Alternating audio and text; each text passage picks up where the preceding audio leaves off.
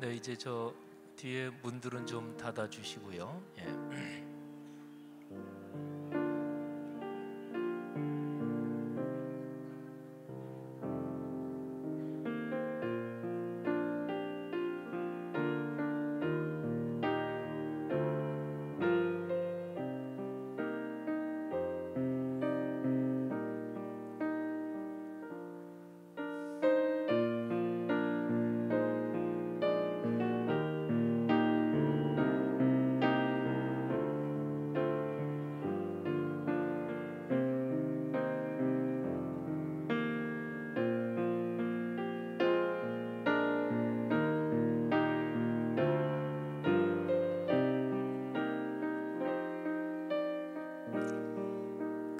찬송가를 부를 건데요. 258장을 부를 겁니다. 우리 가사를 준비해 주시기를 바랍니다. 우리 희연 집사님 반주에 맞춰서 제가 가사를 한번 읽어 드릴 테니까 주 조정실에서도 가사를 띄워주세요. 샘물과 같은 보혈은 주님의 피로다. 보혈의 죄를 씻으면 정하게 되겠네. 정하게 되겠네. 정하게 되겠네. 보혈의 죄를 씻으면 정하게 되겠네. 저 도적 회개하고서 보혈에 씻었네. 저 도적 같은 이 몸도 죄 씻기 원하네. 죄 씻기 원하네. 죄 씻기 원하네. 저 도적 같은 이 몸도 죄 씻기 원하네. 죄속함 받은 백성은 영생을 얻겠네. 샘소 뜻하는 피 권세 한없이 크도다. 한없이 크도다. 한없이 크도다. 샘소 뜻하는 피 권세 한없이 크도다. 날 정케 하신 피 보니 그 사랑 한없네. 살 동안 받는 사랑을 늘 찬송하겠네. 늘 찬송하겠네. 늘 찬송하겠네. 살 동안 받는 사랑을 늘 찬송하겠네. 이후에 천국 올라가 더 좋은 노래로 날 구속하신 은혜를 늘 찬송하겠네. 늘 찬송하겠네. 늘 찬송하겠네. 날 구속하신 은혜를 늘 찬송하겠네. 사람마다 신앙생활하면서 받으신 은혜에 대한 체험들이 각각 다양하겠죠. 네, 저는 고등학교 1학년 때부터 예수를 믿어서 신앙생활 해오는 중에 이 샘물과 같은 보혈은 이거는 옛날에 부흥 강사분들이 부흥회 인도할 때 참 많이 불렀던 찬송이죠. 그리고 한국의 부흥사 중에서 그 입이 굉장히 거른 분들이 있죠. 강단에서 별 욕을 다 해가면서 이천성 목사님도 그렇고 강다리 목사님도 그렇고 그런 분들은 아주 그냥 강단에서 마이크 잡고 육두문자를 써가면서 또 그런 분들 또 받으신 은혜대로 탈란트로 하나님이 사용하셨다고 보는데, 근데 이 찬송은 들으면 저 도적 회개하고서 보혈에 씻었네, 이거를 그때 그 부흥 강사님들이 저 도적이 아니라 저는 도무지 마이크 잡고 그거는 입에 담지 못하겠어요. 그러니까 여성을 가리켜서 이 무슨 니은 여 니은 회개하고서 보혈에 씻었네. 하여튼 옛날 부흥가 이천성 목사님의 그런 분들이 그 다음에 맨 마지막 가사 이후에 천국 올라가 더 좋은 노래로, 저는 예수를 믿으면서 그 천국에 대한 찬송을 부르면 뭐라고 얘기할까요? 아마 그런 표현 잘 쓰는 사람들은 아마 이렇게 표현할 거예요. 나는 천국에 대한 찬송을 부르면 환상이 보인다. 근데 저는 여러분도 다 아시듯이 그런 표현 자주 쓰는 게 그렇게 건강한 신앙이 좋은 건 아니다. 저는 그렇게 보기 때문에. 근데 환상이 보인다 이렇게는 표현할 수 없고, 저는 고등학교 때 예수를 믿을 때 천국에 대한 찬송을 부르면 저는 진짜로 막 가슴이 먹먹해질 정도로 은혜를 받았어요. 근데 천국이 확실하면, 천국에 대한 확신이 있으면 신앙이 담대해집니다. 그러니까 예수 안 믿는 사람 중에서 제일 센 사람은 까짓거 죽기밖에 더 하겠어. 이 사람은 제일 셉니다. 근데 예수 믿는 사람은 그보다 한 단계 더 세요. 왜냐하면 저기 하면 천국 가는 거지 뭐.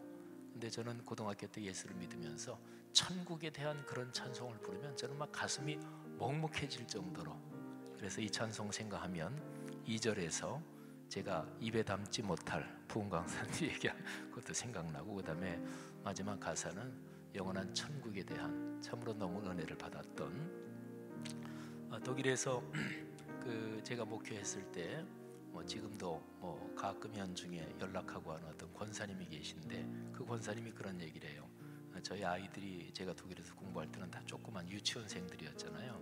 근데 우리 막내 딸이 이 샘물과 같은 보혈, 이거를 그렇게 구성지게 잘 불렀다고. 아버지가 좋아하는 거니까 많이 불렀으니까 그랬던 모양이죠. 근데 이 가사가 진짜 너무 좋죠. 제가 아까 찬송의 이유, 구원, 창조와 구원이라고 그랬잖아요. 구원 받은 게 감사해서 부르는 찬송입니다. 아까 우리 제일 처음에 찬양 그렇게 훈련했듯이 이 가사를 깊이 끌어안고 하나님 앞에 찬양하십시다.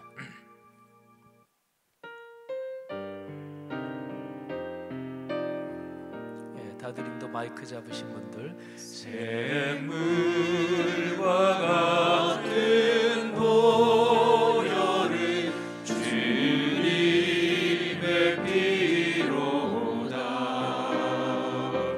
보혈의 죄를 씻으며 정하게 찬송하게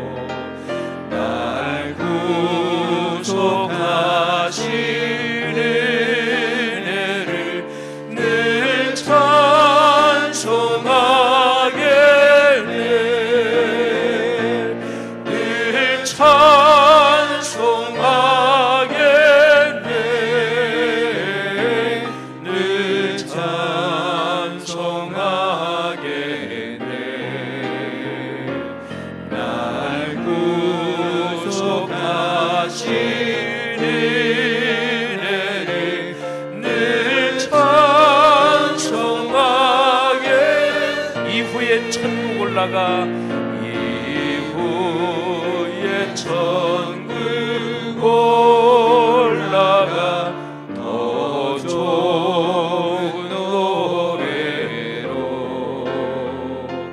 날 구속하시는 은혜를 늘 찬송하게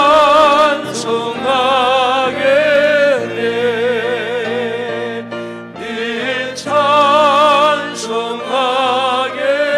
돼 늘 찬송하게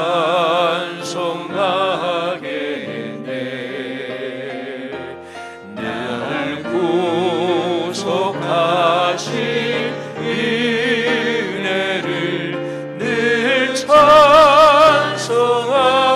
이후에 천국 올라가 이후에 천국 올라가 더 좋은 노래로 날 구속하신 은혜를 늘 찬송하게 돼 얼쑤 늘 찬송하게 돼 늘 찬송하게 돼 날 구속하신 은혜를 늘 찬송하게 돼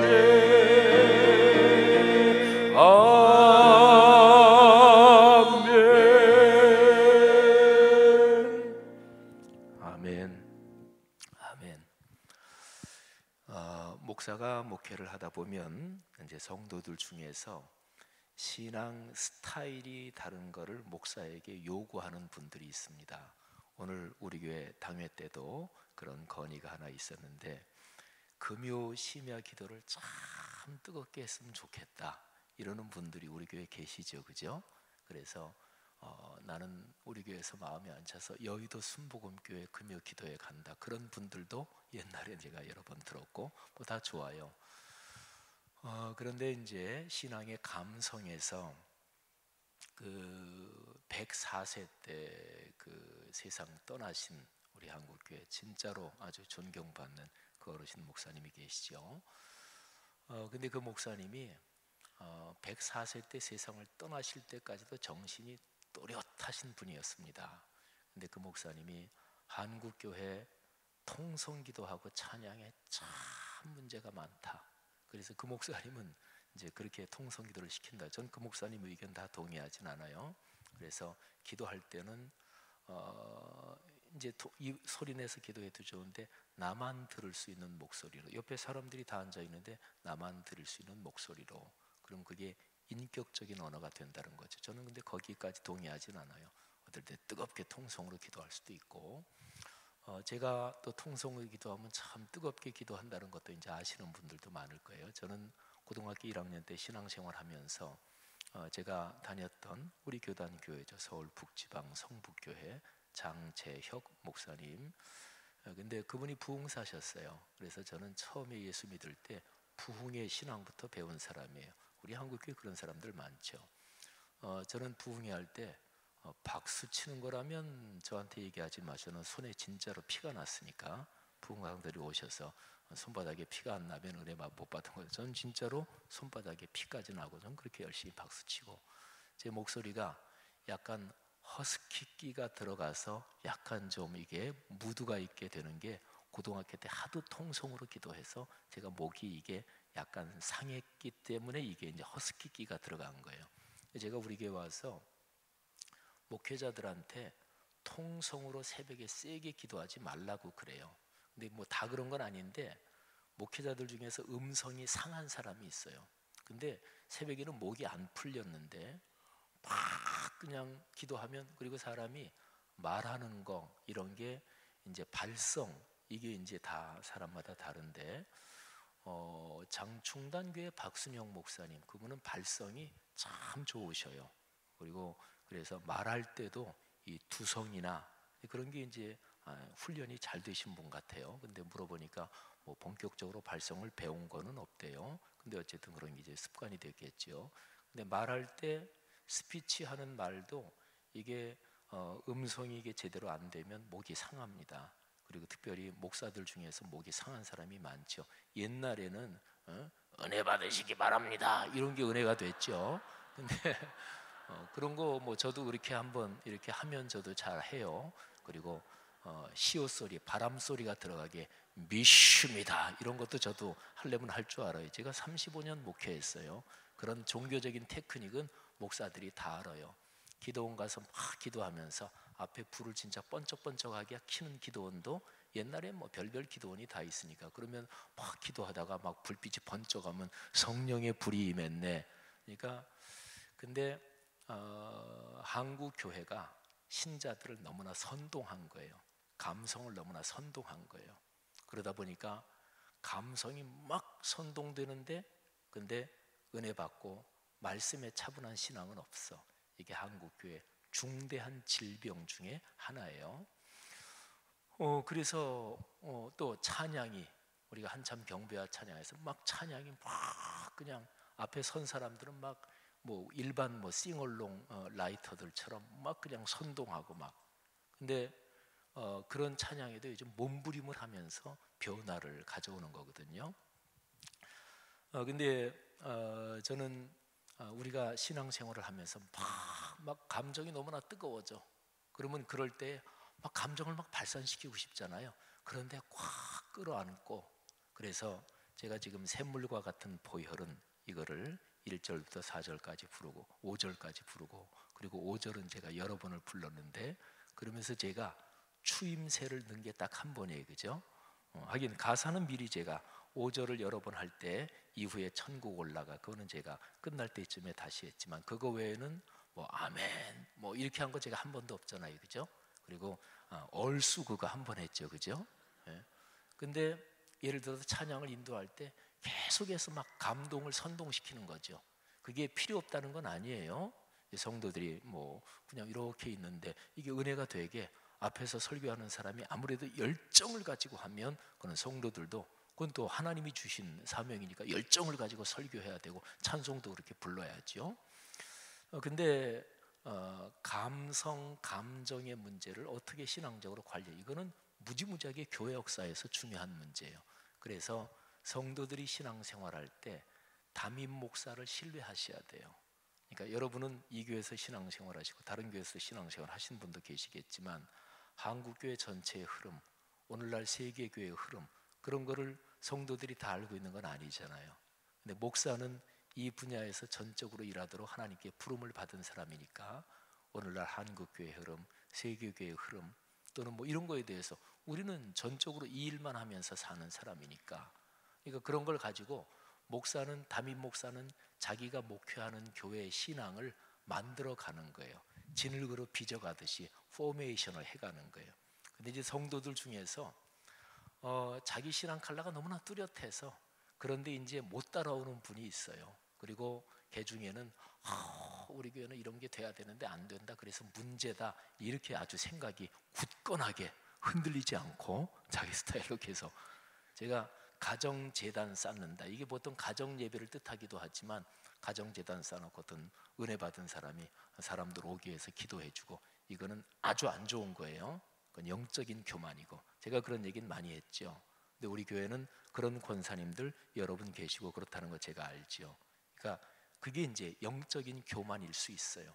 그러니까 신앙생활에서 담임 목사가 교회의 신앙을 포메이션 해가는데, 근데 거기에 잘 귀를 기울이면서 따라가는 게 신앙의 행복입니다. 그런데 저는 제 신앙 스타일로 100% 저는 그런 사람이 아니에요. 그러니까 신앙은 색깔이 다 달라요. 스타일이 달라요. 각자의 스타일에는 그 사람이 받은 은혜가 있는 거거든요. 근데 감성의 면에서는 찬양을 쭉 부르는데 막 너무나 막 은혜가 돼. 그러면 막 할렐루야도 하고 싶고 아멘 하고 싶은데 그거를 참고 한 5번 정도 아멘 할 거를 맨 마지막에 해서 한 번만 하는 거예요. 그러면 그 감성이 안으로 아주 깊어진다, 저는 그 생각을 해요. 케네디 대통령의 부인 제키라 그러죠. 제클린 여사가, 이거는 뭐 유명한 얘기인데, 자기 남편이 죽었는데 눈물 한 방울 흘리지 않았대요. 그래서 검은 이런 면사포 이렇게 이제 장례식 때 눈물 한 방울 흘리지 않고, 근데 어떤 사람이 그걸 해석하면서 저 눈물 한 방울 흘리지 않는데 저기에 아주 깊은, 진짜로 눈물을 펑펑 흘리는 거하고는 비교도 안 될 정도로 깊은 슬픔이 저기에 배어 있다. 누가 그렇게 해석하는 걸 듣고 제가 그 그럴만하다. 저희 어머니 돌아가셨을 때 저희 형제간이 사남매대 제 막내 동생, 그 녀석이 이제 어머니가 아유 나 죽기 전에 저 녀석 장가하는 거 보고 죽어야 했는데, 근데 어머니 돌아가셨을 때까지 뭐 지금도 화려한 아주 싱글이지만, 근데 그 녀석이 어머니 이제 산에 가서 뭐 그때 기억나시는 분이 있을까? 아유 그때 왜 그렇게 추웠는지, 체감 기온 하면 영하 20도 밑이었을 거예요. 경기도 광주 공원면 거기도 제일 위쪽에.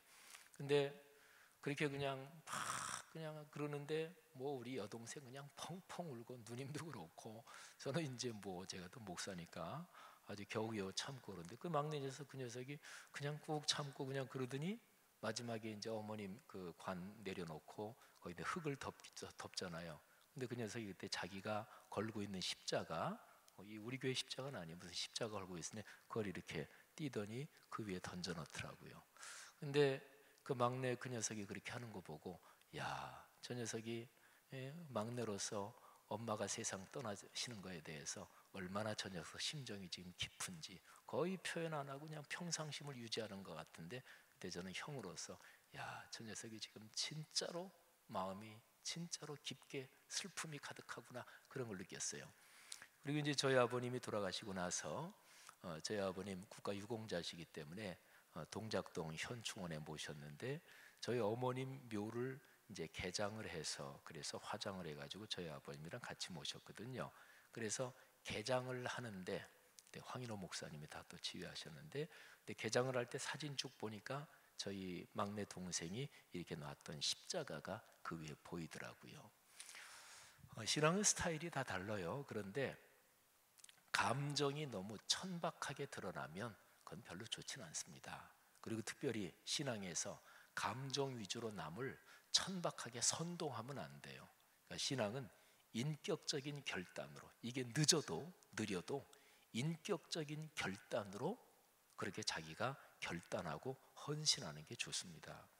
우리 교회가 제가 쭉 지난 얼마 전인가 홍성 쪽에 내려가 보고 제가 놀랐어요. 그 우리 교단의 홍성교회. 근데 거기가 뭐 우리 교회보다는 숫자가 많이 적죠. 근데 거기가 그러니까 성도가 뭐 출석 인원이 몇 명 이렇게 되는데, 우리 목회자들도 장로님들은 또 교회를 이끌어 가시는 분이니까 대개 성도가 출석 인원이 몇 분이면 한 분당 연간 헌금 액수가 평균 얼마 된다. 한국 교회 평균 그런 거 있거든요. 근데 홍성교회가 우리 교회보다 훨씬 더 헌금을 많이 하더라고요. 일반적으로는 도시교회 헌금 액수가 더 높아요. 그건 뭐 당연하죠. 아무래도 경제적인 수입이 서울 뭐 이런 데가 많으니까. 근데 홍성교회가 훨씬 높더라고요. 근데 헌금에 대해서도 제가 사실은 헌금 강조를 별로 안 하죠, 그죠? 그리고 우리 교회 건축할 때도 우리 장로님들이 실무 살림을 하시니까 장로님들이 목사님 헌금 좀 많이 하시는 분들 목사님이 전화 좀 걸어주시고 또 신방도 좀 하시고 격려도 해주세요. 그런데 제가 그렇게 하지요. 그러고서 사실은 제가 한 번도 안 했어요. 한 번도 안 했는데 제가 마음속엔 지금도 기도하고 있죠. 어떤 시어머님하고 며느님 참 어려운 분들인데, 그 며느리고 남편이 젊은 나이에 세상 떠나고, 근데 참 어려운데 그 어려운 가운데서 그분들이 그런 액수를 헌금할 상황이 전혀 아닌데, 저는 그분들이 이렇게 교회에서 이렇게 뵈면 지금도 주님 축복하옵소서, 제가 가슴에 아마 평생 품고 기도하겠죠. 우리 교회에서 자기 집 내놓으신 분도 계시고, 그러니까 늦어도 성도들의 헌금을 쥐어짜면 이거는 이제 어느 정도 가다가 이게 한계에 이르고 이게 문제가 생겨요. 그러니까 늦어도 성도들이 자기의 인격적인 결단으로 헌금을 해야, 그래야 자기에게 복이지. 그렇잖아요.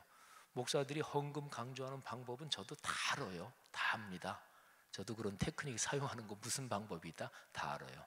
그런데 그렇게 하면은 이제 과도하면 그거는 성경적이지 않잖아요, 그죠? 그래서 제가 원하는 우리 교회 성도들이 참 인격적인 결단 그런 걸로 하나님께 진지하게 헌신하고, 나 자랑하기 위해서 누가 나를 막 칭찬해 주니까 막 그냥 신나서 목사가 성도들 막 축혀주고 그러는 거 쉽거든요. 근데 그렇게 하면 그분 신앙에 너무 과도하게 어떤 분 막 칭찬해 주면 목회자가 그분을 망치는 거예요. 그잖아요. 다 자기의 인격적인 결단으로. 그래서 칭찬을 되도록이면 조금 덜 듣고, 그리고 내가 하나님 앞에 헌신한 거지, 이게 큰 복이거든요. 우리 교회 신앙이 찬송과 연관해서도 뭐 예를 들어서 막 부흥의 찬송처럼 막 박수치고 이런 교회들 많거든요. 근데 우리 교회는 그렇진 않은데 다른 사람이 와서 보면 와, 찬송이 깊다. 진짜 성도들이 진짜 온 마음을 다해 찬양하는데 이 찬송에서 영적인 무드가 충만하다. 여러분 이거 얼마나 좋아요, 그죠? 우리 모두에게 그런 찬송의 은혜가 있기를 주님의 이름으로 축복합니다.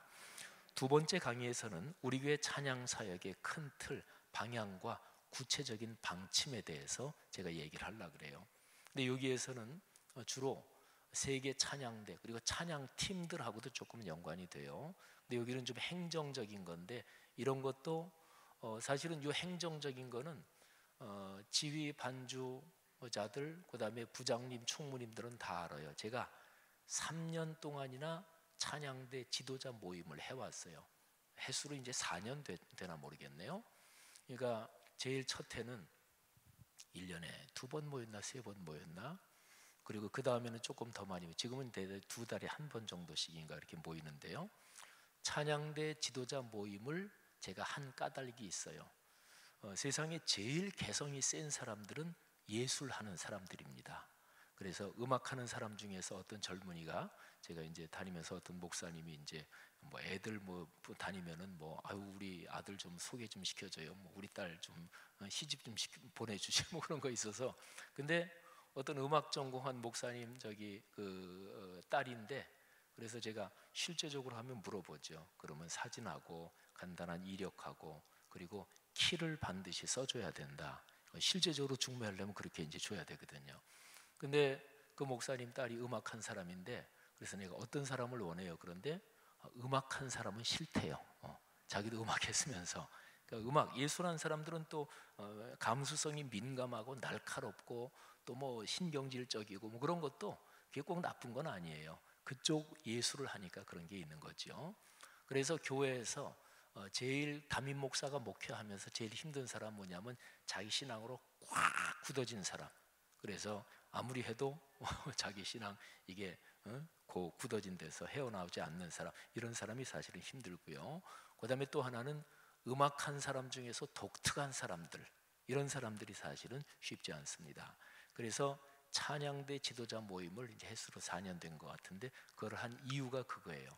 어떻게 하면 우리 교회 우선 세계 찬양대 우선 그거고, 그리고 제가 찬양팀도 제가 굉장히 생각이 많습니다. 왜냐하면 찬양팀들 이 사람들이 꼭 클럽처럼 자기네들끼리 똘똘 뭉쳐가지고, 근데 위험하거나 문제가 심각하다 그런 팀은 하나도 없어요. 근데 그렇게 되면 안 될 텐데 이런 마음이 저한테 늘 있고, 그런데 어떻게 하면 이 찬양대 세계 찬양대 갈등이 없이 뭐 좀 잘 이렇게 은혜롭게 될까, 그것 때문에 제가 늘 생각하고, 찬양대 지도자 모임도 그래서 제가 한 거예요. 또 찬양대원들 여기 이렇게 앉을 때 자리 갖고도 싸우신다면서요.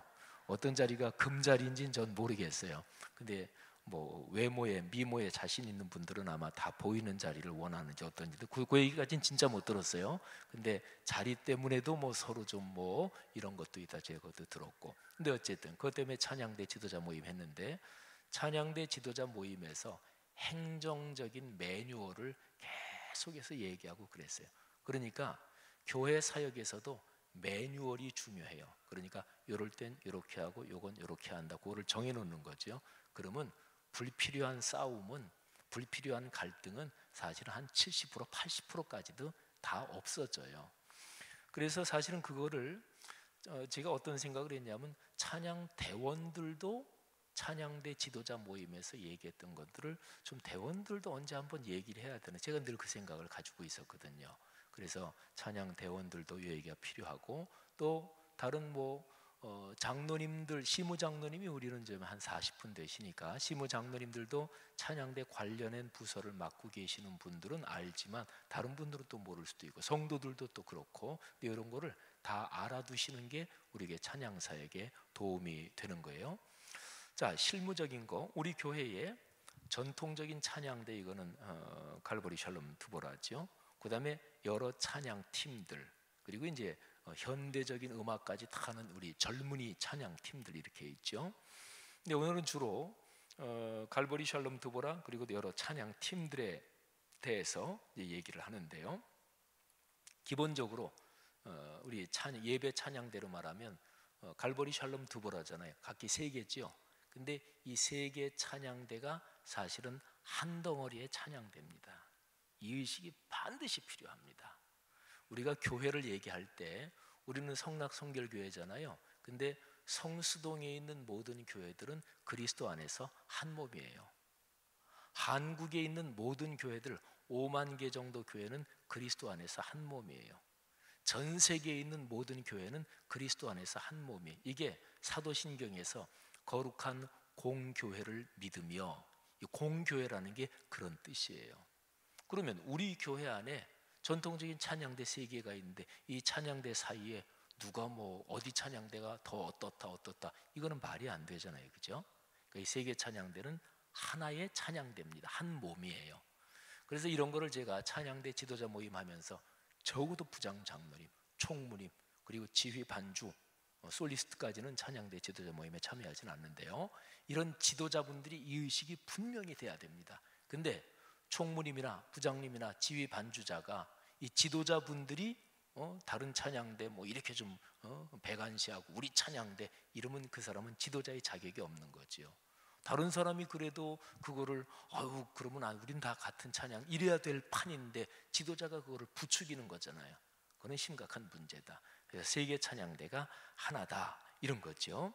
그 다음에 또 하나는, 예배는 대예배, 소예배가 없어요. 여러분 소들이 예배 드리는 거 보셨어요? 저는 강원도에서 목회할 때 안수기도를, 소한테도 안수기도를 했어요. 농가에서는 소가 굉장히 중요하잖아요. 근데 목사님 우리 소가 아파요, 좀 와서 기도 좀 해주시고, 그래서 가서, 근데 머리에는 아니고 이렇게 등에 손을 얹고 기도도 해주고 그랬는데, 요즘은 애완 반려동물들 많이 기르시죠. 그래서 제가 반려동물을 가족처럼 생각하는 분들한테는 제가 철저하게 가족으로 생각하고 무슨 얘기할 때 그렇게 얘기합니다. 진짜 그분들은 가족이더라고요. 근데 대예배, 소예배, 그러면 소예배는 소들이 드리는 예배냐? 그게 아니고, 그래서 예배는 기본적으로 주일 예배가 중요하지요. 하지만 주일 예배든 수예배든 새벽 예배든 모든 예배는 근본적으로 같습니다. 대예배, 소예배가 있는 게 아니에요. 그리고 찬양대는 보통 이제 메인 찬양대 얘기하는데 참 안 좋은 것입니다. 메인이 어디 있어요? 그러니까 새벽 예배, 우리 권사회 찬양대 그 한 달에 한 번 월상 예배 때 찬양하시잖아요. 그 찬양대나 샬롬이나 똑같은 거예요. 하나님 앞에서는. 무슨 얘기인지 아시죠? 근데 이런 얘기하는, 목사님 원론적으로는 그런 건 저도 아는데 아무래도 찬양대 숫자가 많아 예산도 더 많이 투입이 되고 그런 거 아닙니까? 그건 저도 알아요. 그런데 원론적인 거를 포기하면 안 돼요. 원론적인 거를 계속 붙잡고 있어야 돼요. 그래야 교회가 병들지 않아요. 그러니까 대예배, 소예배가 있는 거 아니다. 모든 예배는 다 똑같이 예배다. 그리고 찬양대에서 메인이고 어디고 그런 건 절대로 없다. 모든 찬양하는 찬양대 또는 찬양팀도 다 똑같다, 그런 거죠. 자, 그 다음에요, 우리가 행정적으로 정리한 게 악보 구입하는 거 있잖아요. 피스, 악보. 그거는 지휘자분들이, 이제 주로 이거 3개 찬양대에 연관된 건데 3개 찬양대 지휘자분들이 악보를 어느 걸 구입했으면 좋겠다, 이렇게 정합니다. 옛날에는 예산이 다 나가서 거기에서 구입했는데 지금은 그러지 않고요. 지휘자들이 구입했으면 하는 악보를 정해요. 그러면 예배위원회에서 그걸 구입합니다. 근데 찬양에서 곡을 선곡하는 것은 지휘자의 전권이에요. 그 다음에 그 곡을 만드는 연습하는 것도 지휘자의 전권이에요. 거기에 정도 이상으로 절대로 간섭하면 안 돼요. 지휘자한테 뭐를 할 얘기가 있으면 대원들이 너도 나도 전부 다 얘기하면 안 돼요.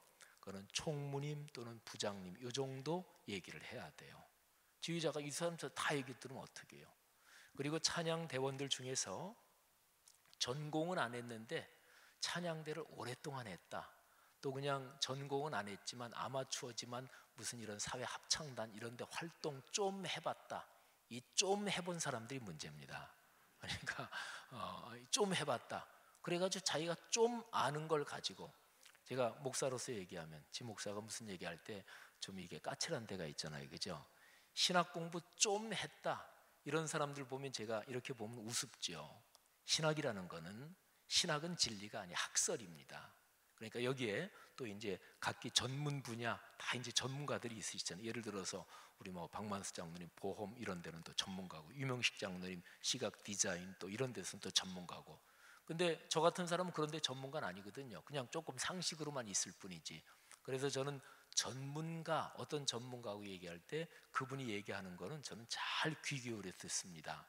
근데 어떤 사람이 신학 공부 조금 했다, 성도들이 이렇게 신앙생활하면서 어떤 뭐 통신 신학했다 그럼 말할 것도 없고, 어디 신학을 조금 했다, 그런데 신학을 조금 하면 평신도들 중에서 신학한 사람 그게 진리인 줄 알아. 그래서 강의실에 들은 거 가지고 그게 다인 줄 알아. 그래서 그거 가지고 이게 이렇다 저렇다. 신학적인 학설은 수도 없이 많거든요. 찬양대도 마찬가지. 좀 아는 사람들이 이제 지휘자가 뭐 하는 걸 가지고 이러니 저러니. 근데 아까 목사 얘기를 했지만 지휘자들도 자기의 칼라가 있습니다. 근데 지휘자의 칼라를 그 찬양대원 누가 그거 안 좋다, 왜 선곡을 그런 방향으로만 하느냐, 바꿔라, 지휘자를 바꿀 수가 있어요? 그러진 못해요. 제가 목회를 35년을 했는데 지 목사의 신앙 스타일, 지 목사가 생각하는 이게 맞아, 이 신앙 스타일을 어떤 성도는 어떤 장로님이 바꿀 수 있어요? 그거 안 돼요. 그러니까 지휘자의 칼라가 있고 스타일이 있는데 선곡 그리고 곡을 만들어가는 건 지휘자의 전권이, 지휘자에 따라서 역량이 틀리겠죠. 그럼 부족한 역량대로 어쨌든 그 지휘자가 하는 거예요. 그 사람이 찬양대에서는 탑 리더예요. 그래서 지휘자의 고유 권한이 보장이 돼야 돼요. 거기다 감나라 배나라 하면 안 되고.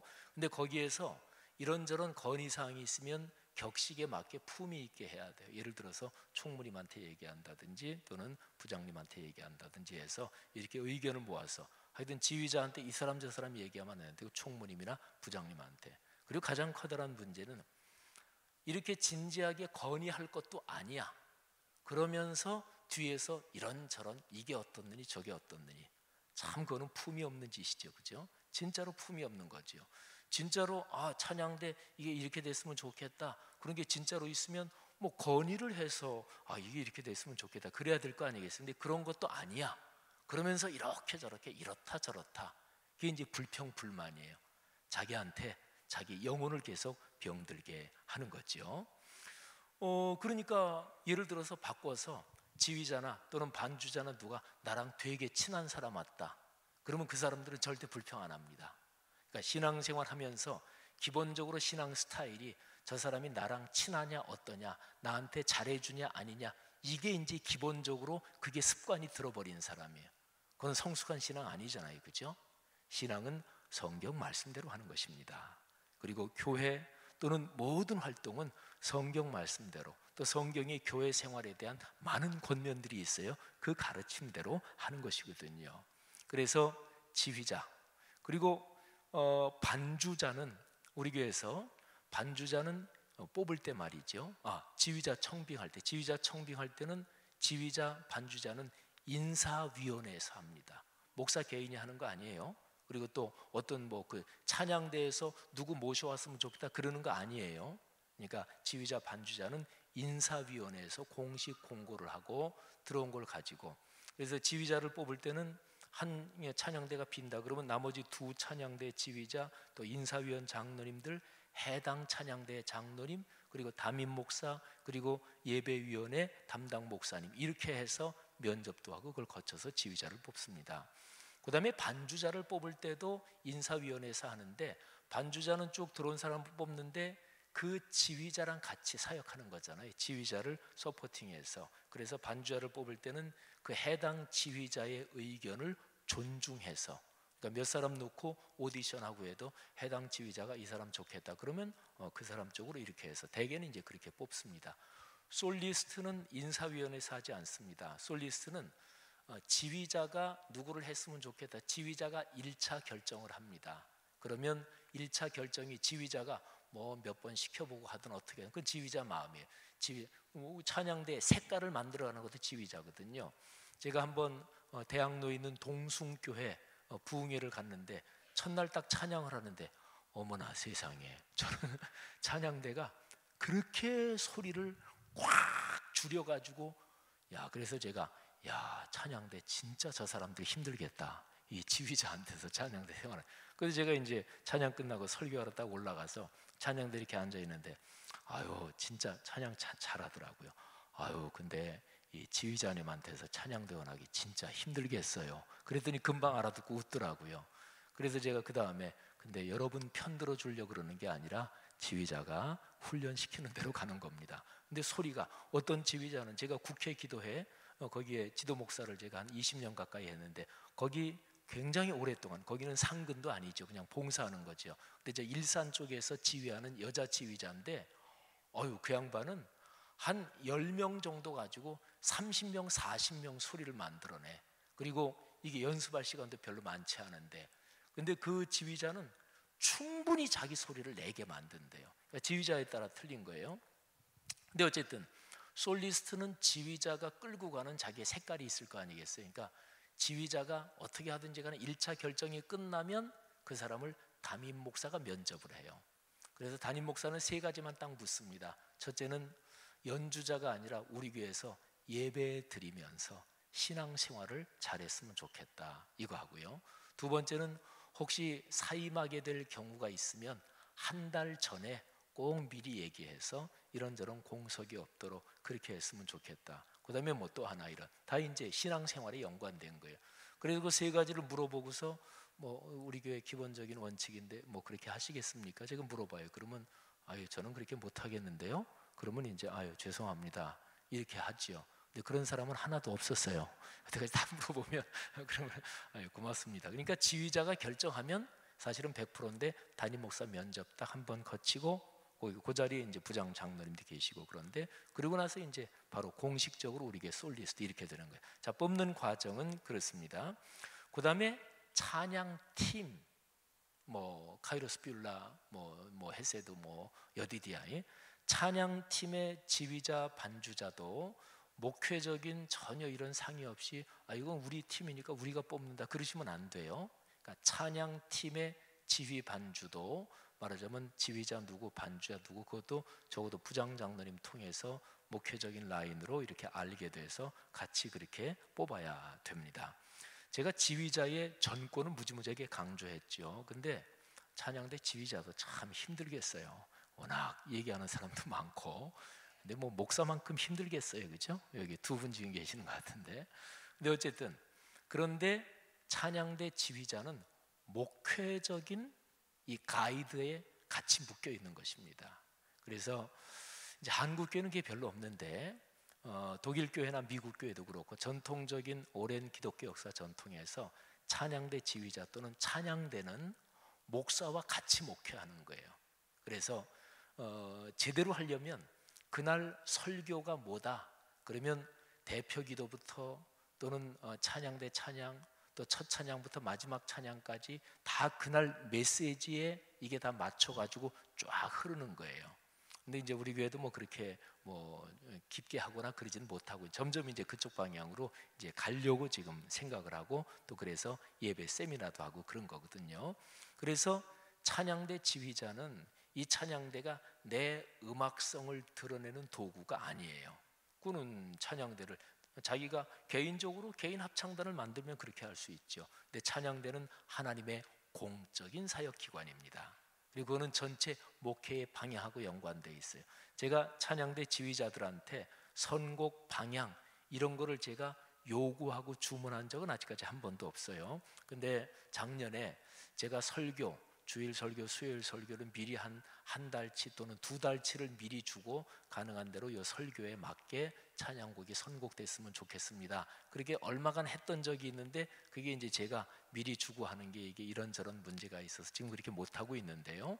근데 앞으로 이제 예배가 쭉 되면 담임 목사인 제가 지휘자분들한테 찬양 선곡 이런 거에 대해서 같이 좀 대화를 할 거예요. 우리가 찬양의 큰 틀을 이제 이렇게 만들어 가는 거죠. 그다음에요, 찬양대원, 찬양대의 지휘자, 반주자, 솔리스트 이 세 사역자들이 사역의 자리를 비울 때 그거는 되도록 빨리, 예를 들어서 나 올해 가을에 어디 저 미국에 다녀올 일이 있다, 아니면 나 2020년 내년에 저 유럽 어디 갈 일이 있다. 그럼 어쨌든 일정이 정해지는 대로 되도록 빨리 총무한테는 적어도 말씀하셔야 되잖아요, 그죠? 총무가 찬양대 실무살림 담당하시는 분이니까 그 다음에 예배위원회 담당 목사님한테 얘기를 해주셔야 돼요. 그리고 반주와 솔리스트가 자리를 비울 때는 그는 지휘자가 전권으로, 지휘자가 다른 반주자 누구 한 지휘자가 그냥 하시면 돼요. 근데 지휘자가 총무하고 상의하셔도 좋고, 또는 지휘자가 누구를 하기가 힘들다 그러면 예배위원회 담당 목사님한테 얘기해서 반주자 솔리가 비는데 누구 좀 보충해야 되는데 이게 힘든데 도와주세요. 그러면 예배위원회 담당 목사님이 도와드릴 수 있고. 근데 어쨌든 반주자나 솔리스트는 사역이 비울 경우에 뭐 한 주 빠진다든지 그럴 때는 그건 지휘자 전권으로 가시면 되고, 지휘자가 비울 때는 그럴 때는 미리 얘기해서 지휘자가 언제 제가 요 한 주 또는 요 수요일 날 제가 다른 일정 때문에 못 나오면 미리 얘기를 하는 거죠. 미리 얘기를 하고서 지휘자가 이분이 지휘했으면 어떻습니까 하고 지휘자가 예배위원회 담당 목사님한테 제안을 하는 거예요.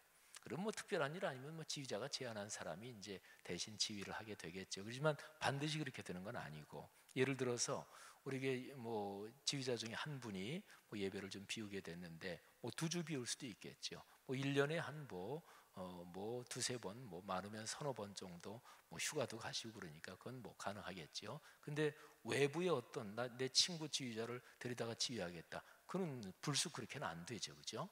우리 교회는 또 음악 목사님인 최기용 목사님도 있고 또 뭐 저기 하니까, 아니면은 제일 좋은 거는 사실은 그 찬양대 안에 있는 솔리스트 중에 누가 지휘를 이렇게 하시면 그분도 지휘 공부도 되고 좋잖아요. 어쨌든 지휘자분들이 자리를 비우실 때는 비울 일정이 정해지면 바로 최대한대로 빨리 총무님한테 당연히 얘기하시고 예배위원회 담당 목사님한테 얘기하시고, 비울 때 누가 지휘했으면 어떻겠느냐 제안을 하시고 그 결정은 이제 목회적으로 결정을 하죠.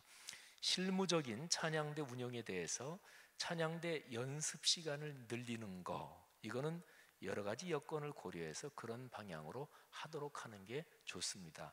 우리 교회 찬양대가 한국 교회의 이런 여러 찬양대 중에서 평균적으로 봤을 때 연습 시간이 많으냐 적으냐, 많은 쪽은 전혀 아니고요, 무지무지하게 적다 뭐 이쪽도 아니겠지만 하여튼 중간보다 많은 쪽이 아니고 적은 쪽에 속합니다. 아마추어들이시기 때문에 제 아무리 찬양대 지휘자가 짧은 시간에 곡을 만드는 이 기술이, 리허설 기술, 연습시키는 기술이 탁월하 그래도 어느 정도 이 시간이 안 되면 안 되거든요. 찬양대 중에서 악보를 전부 다 암보, 다 암기하고서 피스 없이 부르는 찬양대들이 있어요. 제가 저기 세문안교회 거기에도 집회를 갔는데 세문안교회 거기 찬양대들은 다 악보 안 보고 하더라고요. 근데 세문안교회는 한국 교계에서 찬양 이걸로 아주 유명한데요. 그러니까 거기는 찬양대가 여러 개 있겠죠. 제가 집회할 때도 여러 개 찬양대 계속 하던데, 근데 보니까 찬양대마다 거의 다 악보를 안 보고 하더라고요. 그러니까 찬양대마다 뭐 경쟁도 되고 뭐 이제 그런 것도 있겠죠. 근데 저는 뭐 그 정도까지 뻑세게 모르겠어요. 찬양대원들이 행복한 상태로, 그리고 신앙적으로 깊은 상태로 음악성이 발전되는 건 저는 얼마든지. 그래서 찬양대, 우리 교회는 사실은 어느 교회나 그렇지만 봉사를 한 분이 여전도에도 하고 찬양대 여러 군데 많이 합니다. 어느 교회나 다 마찬가지예요. 근데 제일 좋은 거는 성도들 중에 봉사를 안 하시는 분들이 많거든요. 그런 분들을 자꾸 뭐 하나라도 봉사하시도록 권면을 하셔야 돼요. 그러면 찬양대가 연습 강도가 악보를 암기하고서 할 정도로 연습 시간이 늘어나려면 사실은 찬양대 봉사 그거 하나만 봉사하시고 이렇게 신앙생활하는 게 바람직하죠. 그렇게 되면 뭐 일주일에 주중 연습도 하고 충분히 그게 가능하겠지요.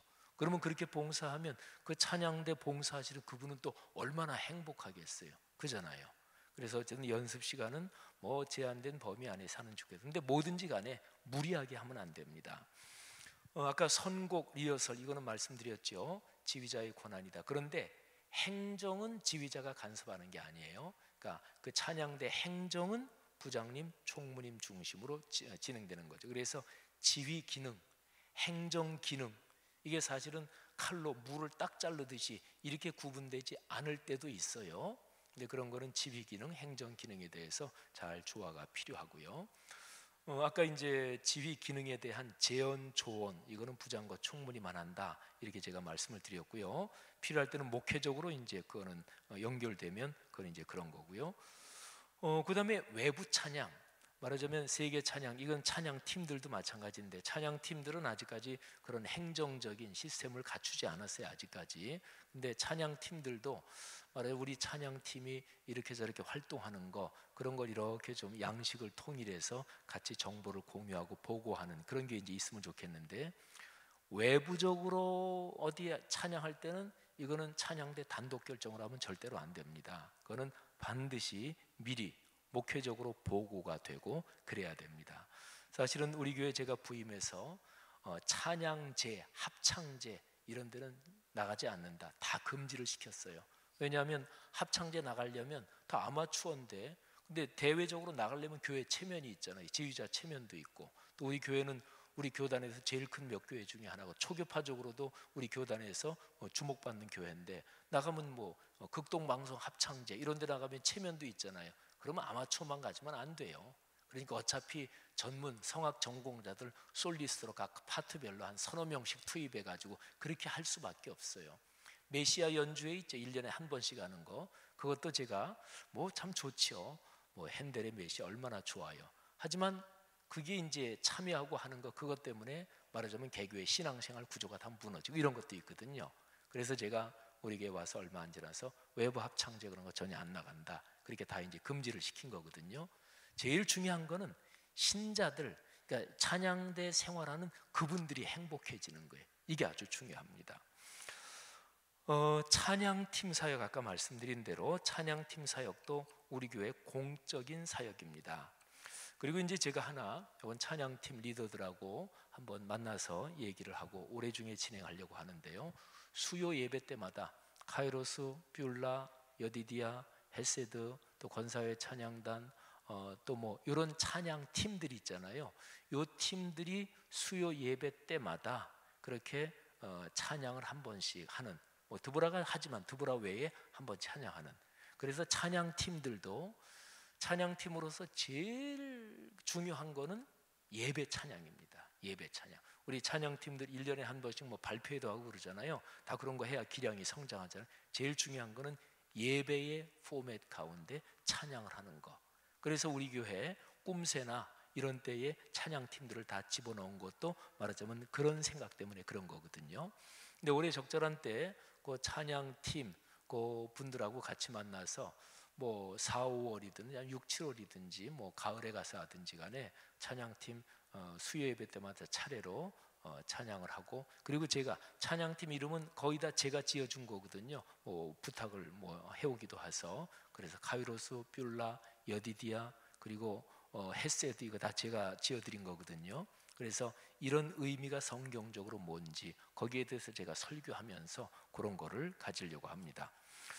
그 다음에 뭐 제가 강의를 3개로 나눠서 할 시간은 안 되고 한 뭐 몇 분 정도만 더 하고 마쳐야 될 텐데 찬양대 안에서 오늘 여기 아까 이제 한 식사를 300명 분 정도 준비했는데 지금 한 370분 정도 왔다 그래서 급하게 한 5, 60분 더 준비했다 그래요. 5, 60인분. 예, 그러니까 다들 진지들 잡수고 가시고요. 근데 찬양대에서 지각 결석의 문제 지금 찬양팀까지 전부 다 해봤더니 400 몇십 명 돼요. 근데 샬롬 또는 갈보리 드보라마다 찬양대 현재 명단에는 있는데 그런데 장기적으로 결석하는 분들이 있을 거예요. 또 지각을 고정적으로 하는 분들이 있고. 근데 아예 장기적 결석자면 뭐 이제 교회 신자 그 통계도 다 그런데, 근데 우리 교회는 제가 온 다음에 목회자들이 목회적으로 책임져야 될 분들은 아주 굵은, 말하자면 굵은 선으로 싹 그어가지고 이 안에 있도록. 그래서 어르신들이 이제 의정부 사신다, 자녀들이 글로 가서 자녀들하고 같이 사느라 의정부 간다, 뭐 이렇게 됐을 경우에 아유 목사님 저 나이 들어서 매주 못 나와요. 그냥 애들 나가는 교회 의정부 거기에 나가야 돼요. 그럴 때도 제가 뭐라 그러냐면 교적을 빼가진 마십시오. 왜냐하면 우리 교회 교적에서 빼면 목회자들이 그분이 있는 걸 몰라. 그러면 그분을 목회적으로 케어를 하지 못해요. 그래서 교적은 놔두십시오. 또 우리 교회에서 평생 신앙생활 하셨던 어르신인데 그분이 돌아가시면 우리가 장례도 또 집례도 하기도 하고 또 그래야 되잖아요. 말하자면 우리가 목회적으로 목회자들이 책임질 그걸 아주 굵은 선을 명백하게 딱 긋고 그거를 계속해서 제가 정리를 해왔어요. 그게 이제 한 8,000명 정도 되는 거예요. 근데 찬양대도 그 작업을 해야 돼요. 그래서 너무나 장기적으로 결석하는 분들은 본인들한테 아유 좀 하시죠. 아유 나 좀 못해 이제. 그러면 이제 그분들은 빼시고. 근데 이제 그렇게 처리하면 되는데 문제는 지각을 정기적으로 하시는 분. 규칙적이라는 건 참 좋은 거예요, 그죠? 근데 지각을 규칙적으로 하는 건 별로 안 좋은 거죠. 근데 그게 왜 안 좋으냐면 첫째, 본인한테 이게 자존감이 찬양대 봉사에 대해서 없어요. 본인이 첫째로 행복하지 못해요. 그런데 뭐 본인이 그걸 깨닫지 못하고 계속 지각한다면 그건 어쩔 수 없는 거잖아요. 근데 문제가 뭐냐면 다른 사람한테 피해를 끼쳐요. 그리고 찬양대 전체의 기강이 약해지면서 찬양대가 우스워져요. 그러니까 지각하는 분들 계속 체크해야 돼요. 그래서 세계 찬양대 지각 출석 체크를 꼭 하셔가지고 계속 지각하시는 분들은 총무님이나 부장님이나 대개 이제 부장님마다 일하시는 스타일이 다른데 부장님들 중에서 그냥 뒤로 이렇게 빠져서 별로 관여 안 하시는 분도 있고 또 적극적으로 관여하시는 분도 있는데 어쨌든 총무님이나 부장님이나 찬양대에서 오래되신 분들이 아유 그 김 집사 어떻게 뭐 집안 무슨 사정 때문에 매번 참여 못해? 매번 지각할 수밖에 없어? 이런 걸 물어봐야 돼요. 근데 매번 구조적으로 지각할 수밖에 없다. 그거는 상관없어요. 우리 목회자들도 뭐 토요일 조회나 주일 아침 모임 시간에 구조적으로 늦는 분들이 그거는 익스큐즈 얼마든지 목회죠. 근데 그런 게 없는데 고정적으로 지각하는 권면을 계속 하셔야 돼요. 근데 그분이 진짜로 규칙적으로 그리고 담대해서 흔들리지 않게 계속 지각한다. 그러면 잘 권면하셔서 성가대에서 찬양대에서 빠지게 하셔야 돼요. 그 처리를 부장님이나 총무님이 지혜롭게 하셔야 되고 만일에 정처리가 안 되면 뭐 어쩌겠어요. 그냥 악역은 담임 목사가 해야지. 저한테 맡기셔요. 그러면 제가 그분 찬양대에서 빠지도록 할 테니까. 이 지각 문제가 참 중요합니다. 그러니까 제가 이제 무슨 이제 우리 성경 공부나 이런 거 할 때도 이거 중요한데 그분이 지각했어. 근데 그때마다 이상하게 그런 생각이 드는 게 요거 이분이 들었어야 되는데 근데 다시 처음부터 할 수는 없고 그잖아요. 제가 어디 집회 가면은 집회 안 나온 사람한테 이제 예를 들어서 새벽에 참 중요한 말씀하는데 새벽 내 안에 참여 숫자가 적잖아요. 근데 저녁 집회할 때 오늘 새벽에 내가 이런 얘기를 했는데요. 그런데 여기 새벽 예배 안 나오신 분들은 궁금하시겠지만 나오시는 분들 안 나오신 분들한테 절대로 얘기해 주지 마세요. 그러면 나온 분들이나 안 나온 분들이나 차이가 없으니까 제가 이런 농담도 하는데 지각하는 분들 때문에 이게 다른 사람 제 아무리 연습시켜도 지각하는 사람들이 분위기를 흐려놓는 거잖아요. 그래서 찬양대는 품위가 있는 찬양대, 진짜로 은혜로운 찬양대는 대원들이 지각하지 않습니다. 그리고 우리 교회 솔리스트는 기본적인 원칙 가운데 하나가 제가 아까 두 가지 얘기하고 세 번째 얘기 못했는데 세 번째가 뭐냐면 연습 시간에 풀로 다 참석하는 겁니다. 솔리스트는 전공자들이잖아요. 그러니까 예배 전 연습을 1시간, 1시간 반 한다. 그럴 때 솔리스트는 그냥 한 30분 전에만 참여해도 저긴 전공자니까 다 할 수 있어요. 그런데 전공자로서 다른 사람이 연습할 때 같이. 그래서 우리 교회 솔리스트는 기본적으로 연습 풀로 다 참석하는 게 기본 조건 중에 하나입니다. 나는 음악 전공한 사람 나는 그렇게 못한다. 그러면 할 수 없고, 그리고 우리 교회에서 사역할 수는 없고. 그러니까 어떤 사람이 대단한 솔리스트가 있다. 그 사람 꼭 데려와야 되는 거 아니에요. 성악 전공하는 학생이라 그래도 그렇게 봉사할 사람 우리는 쓰는 거거든요. 같이 사역하는 거거든요. 그래서 지각 결석 문제. 그 다음에 찬양대석에 이렇게 들어오잖아요. 찬양대들이 10분 전에는 들어와서 앉아야 됩니다. 그러니까 예배 딱 봐가지고 10분 전이다 그러면 다 앉아가지고 딱 이제 조용하게 있는 그게 10분 전이어야 돼요. 그래서 제가 옛날에는 어느 찬양대가 하도 자꾸 지가 하길래 한 번은 제가 심하게도 뭐라 그랬어요. 10분 전에 들어와야 된다. 이거는 찬양대가 예를 들어서 찬양을 조금 뭐 음이 틀려도 괜찮다. 근데 예배 드리는 게 더 중요하다. 그리고 들어오실 때 성도들은 우리 30분 전에 오시는 분들도 있고 성도들은 그렇잖아요. 예배가 이미 시작되고 있다고 생각하시는 게 좋아요. 근데 찬양대가 예배를 도와야 될 기관인데 찬양대가 들어오면서 예배 준비하고 있는 사람들을 방해하면 안 돼요. 제가 그런 얘기를 했는데 충신교회 박종순 목사님이 목회하시던 동부 이천동 거기는 예배 본당이 있고 찬양대 연습실이 이쪽 길 건너에 한 길 건너에 있대요. 근데 박종순 목사님이 아유 그분은 또 얼마나 아주 무서운 분인지 몰라요. 그래서 그분이 은퇴하시고 나서 제가 무슨 일 때문에 그분 그때 뭐 때문에 뭐 인터뷰를 했나 뭐 때문에 얘기 나눌 게 있는데 다시 목회한다면 하는 얘기를 하는데 그 박종순 목사님이 그러시더라고요. 내가 성도들에게 참 따뜻한 목사가 되고 싶다 이런 얘기를 하죠. 그분은 한국교회에서 다 아니까 아 그분은 엄격합니다. 무섭습니다. 근데 그 충신교회 찬양대는 길 건너서 연습실이 있고 한 길 자동차 다니고 동부 이천동 아시잖아요. 그 건너서 오는데 이 건너서 올 때부터 한 길인데 거기서 조용하게 행진을 한대요. 그러니까 이게 어느 찬양대든지 어느 쪽으로 강조하면 그렇게 훈련이 돼요. 그래야 품위가 생겨요. 그러니까 우리의 찬양대는 들어올 때 여기 딱 들어와서는 말할 것도 없어요. 여기 딱 예배에서 전체 성도들인 데서 프로세싱 예배 찬양대로 자리에 행진한다. 우리 옛날에 저 구성전에 있을 때 그랬잖아요. 담임 목사가 앞서고 쫙 개회 찬양 부르면서 이렇게 행진에 들어갔잖아요. 그죠? 근데 그런 것처럼 조용히 하셔야 돼요. 조용히 하셔야 돼요. 그리고 사실은 우리에게 찬양대를 위해서 찬양대 개인 사물함이 사실은 있어야 돼요. 그래야 겨울이면 코트 같은 걸 거기다 떡 놓고 가운만 입고 그리고 성경 피스만 딱 들고 이래야 이제 프로세싱이 제대로 되는 거거든요. 근데 어쨌든 뭐 지금은 그런 사정이 안 되더라도 여기 와서 자리를 뭐 거기 이쪽으로 앉아 이쪽으로 앉아 어떤 사람은 아주 편안하게 얘기해. 꼭 그냥 연습실처럼. 그거는 이게 안 되죠. 다른 사람이 예배를 방해하는 거예요.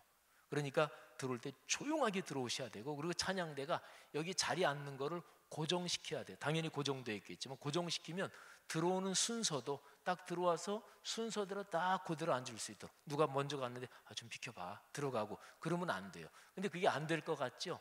강조하면 됩니다. 그게 그 찬양대의 품이에요. 예를 들어서 국립합창단 합창제 할 때는 이 등단하고 하단하는 것도 다 정확하게 하잖아요. 하나님께 예배 드리는 건데 그래서 찬양대석에 입장할 때 그다음에 연습의 집중력과 강도입니다. 강도는 도둑 강도 그거 말고 얼마나 세느냐 그건데 2년 전에 서울신학대학교 최운차 교수님이 오셔서 리허설 찬양대 세미나 강사로 오신 적이 있어요. 그분은 은퇴하신 분이죠. 근데 그 나이 드신 분이 찬양대 세미나를 하면서 잠깐 리허설 연습을 하는 거예요. 이제 505에선가 했는데, 근데 쭉 하면서 자, 이 곡 뭐 찬송 하나를 가지고 자 연습합니다 하면서 자 처음 시작하는데 잠깐 불렀는데 잠깐 저기 집중하는 사람이 있었다고. 저기 집중 여기 이 사람 집중하네 다시. 그리고 또 하고 하니까 여기 저 사람 나 안 쳐다봤다고. 근데 이거는 세미나 강사로 와서 그렇게 하니까 이게 100% 쳐다보는데 저는 놀랐어요. 야 이게 프로구나. 그렇게만 연습하면 30분만 연습해도 그냥 그런 게 안 돼 있을 때 1시간, 1시간 반 연습하는 거를 30분에 다 끝낼 수 있겠더라고요. 그러니까 그게 이제 찬양대의 문화예요.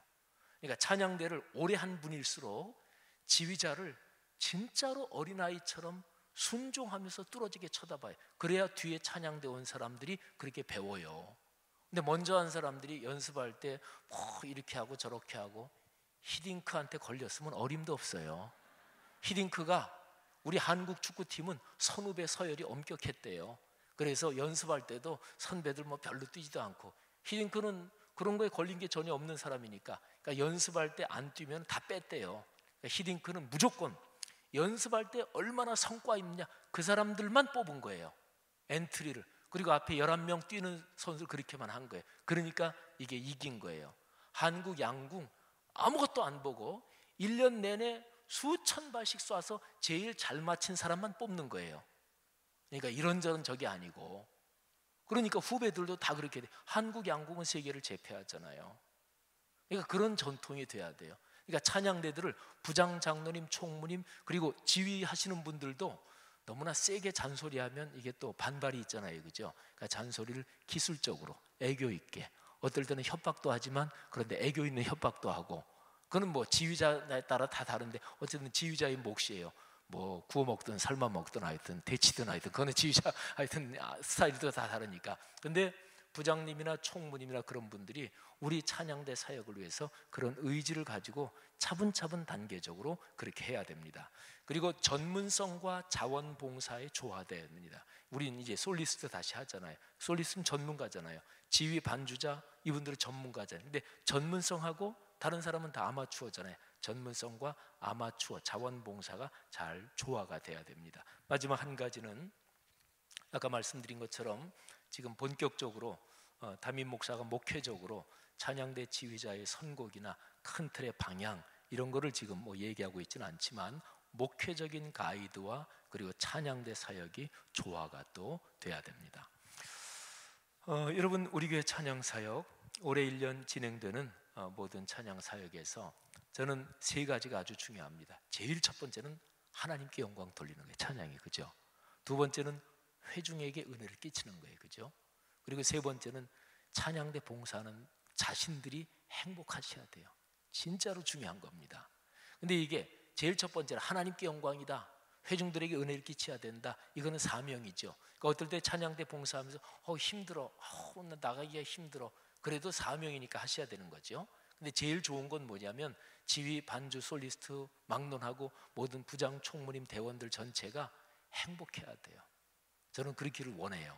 그래서 제가 공식적으로 얘기하는 게 찬양대가 어느 찬양대가 작년에 했던 곡 한 10곡 정도는 리바이벌 해도 괜찮아요. 가수들을 못 보셨어요? 그 사람들 똑같은 곡 가지고 수백 번 부르잖아요. 그러니까 지휘자들이, 근데 제가 지휘자들한테 속 터놓고 한번 얘기해 보시오, 어떻습니까? 이제 그렇게까지 물어보지는 않았는데 지휘자들로서는 그런 의식이 있는 것 같아요. 작년에 했던 거 또 하면 뭐 게으른 것 같기도 하고 또 실력 없는 것 같기도 하고. 그래요? 그래요? 몰라요? 아니에요? 근데 작년에 했던 참 은혜됐다 그런 거 10곡 정도는 올해 또 해도 괜찮아요. 그잖아요. 그러니까 아마추어들인데 이게 시간 내는 게 한계가 있잖아요. 그러니까 이 지휘자분들이 잘 끌고 가면서 지휘자분들도 찬양대로 봉사하시는 분들이 행복하시도록 그거를 신경을 많이 쓰셔야 돼요. 어쨌든 제가 첫 번째 강의에서는 우리 찬양사역의 근본적인 성경적인 가르침이나 또는 교회 역사 뭐 이런 거를 말씀드렸고, 지금 두 번째 시간에는 좀 실무적인 거 말씀을 드렸습니다. 우리 교회 어떤 사역에 쓴지 다 마찬가지지만 찬양 사역에서 우리 성도 여러분들이 큰 복을 받게 되기를 주님의 이름으로 축복합니다. 한번 다 같이 따라해 보시죠. 찬양이 복입니다. 찬양의 복을 누립시다. 가장 행복한 사람은 찬양하며 찬송하며 노래하며 사는 사람들입니다. 우리 찬양대 여러분 잘하셨고, 제가 교회학교에서 강력하게 항의를 받았어요. 지 목사님이 설교 때도 찬양대 얘기는 많이 하는데 교회학교 얘기는 너무나 안 해서. 근데 제가 뭐라 그랬냐면 찬양대가 자꾸 물가에 세우는 아이처럼, 그래서 제가 잔소리하느라고 얘기하는 거예요. 다 아시죠? 신앙생활 오래 하셨으니까 제가 찬양대 얼마나 잔소리하는지, 그리고 대놓고 저는 까칠하게도 얘기하고 권면드립니다. 찬양은 진짜로 큰 복입니다. 이 찬양대 사역하시면서 우리 음악 전공하시는 분들도 마찬가지고 진짜로 하나님께 복을 받으며, 우리 교회는 다른 사람이 딱 와서 어느 교회를 딱 가서 처음 참석할 때 그 교회 찬양하는 거 보면 그 교회 영적인 분위기를 알 수 있거든요. 우리 교회는 누가 들어와서 딱 회중 찬양이든 찬양대 찬양이든 또는 찬양팀 찬양 딱 보면은 이 교회는 진짜 은혜가 깊은 교회구나, 그런 교회가 더욱더 그렇게 풍요롭게 되기를 주의 이름으로 축복합니다. 자, 기도하겠습니다. 한번 통성으로 한 2분 정도 결단하며 기도하고, 그리고는 바로 1층 식당으로 내려가서 진지들 잡수시고 그리고 돌아가시면 되겠습니다. 하나님, 우리 교회 찬양 사역을 축복하시고 또 찬양대 또는 모든 찬양 팀들, 모든 찬양 사역의 행정이 합리적이고 조화롭게 잘 갖춰지게 하시고, 그리고 진짜로 은혜가 풍성하게 하옵소서. 통성으로 잠시 기도하겠습니다. 하나님 아버지, 은혜를 감사합니다. 우리 교회, 우리 부장 장로님들, 총무님들, 모든 대원들, 지휘자분들, 반주자, 솔리스트분들, 또 우리 교회 모든 성도님들 찬양으로 행복하게 하시고, 찬양 때문에 그 복을 넉넉하게 받아 누리도록 축복하시기를 간절히 바라옵고 원합니다.